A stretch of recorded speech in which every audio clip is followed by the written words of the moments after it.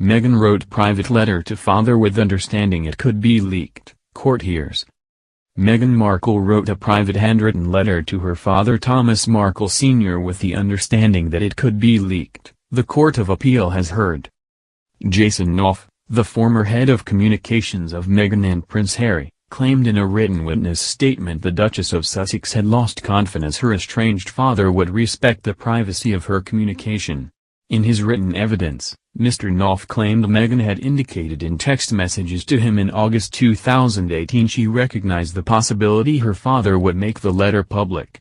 Mr. Knopf also claimed Meghan had told him the catalyst for penning her letter to Mr. Markle was seeing how much pain this is causing her husband Prince Harry.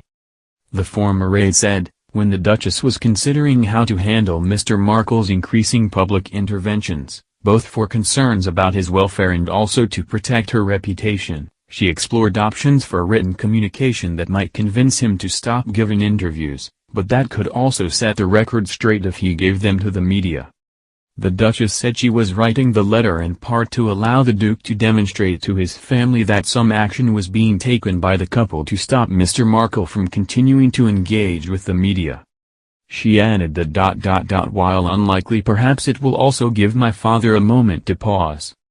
Mr. Knopf added, she asked me to review the text of the letter, saying obviously everything I have drafted is with the understanding that it could be leaked, so I have been meticulous in my word choice, but please do let me know if anything stands out for you as a liability.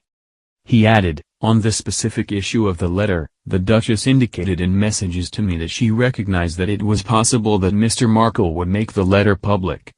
She wanted to write a letter rather than an email or text message, other options she had considered and discussed with senior royal household staff, as a letter could not be forwarded or cut and pasted to only share one small portion.